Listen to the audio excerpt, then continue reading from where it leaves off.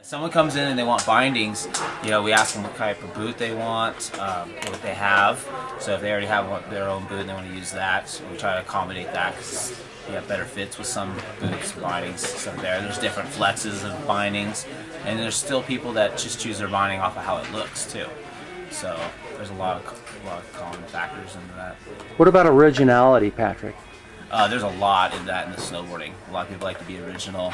A lot of people that come in and they buy stuff that even that their friends have, they'll repaint it or put stickers on it to make it different. Everyone does their own thing. So. In boards, is originality something that's also a factor? Yeah, originality.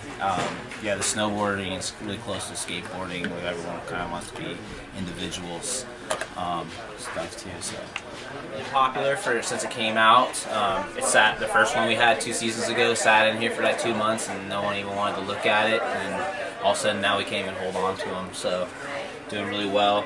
This is the reverse camber technology. Yeah, it's the banana they call that, with the magnet traction. Another one really well too is the Turbo Dream from K2. Great all mountain reverse camber. Good in the powder, good all mountain. Decent in the park.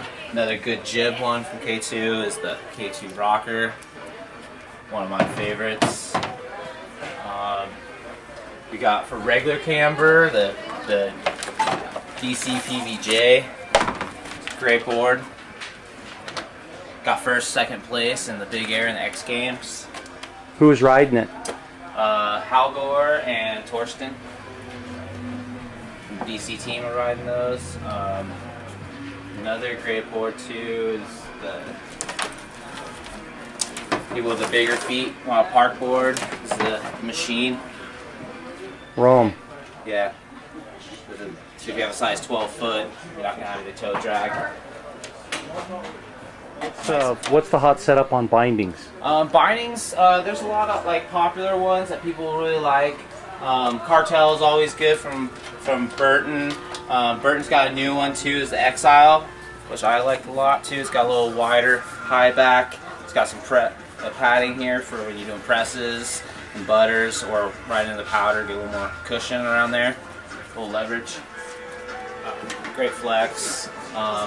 Really popular too is the flows. Flow system's great. People want to get in there really fast. They just slide their boot right in, pop up, go.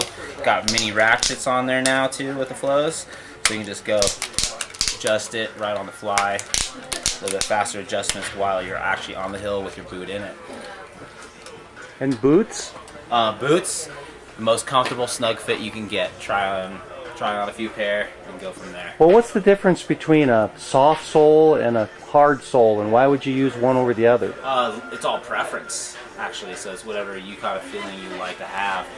Generally, a softer boots can be more forgiving, a lot of room for mistakes. So if you're trying, a lot of park riders usually like a softer boot, but it's not always true.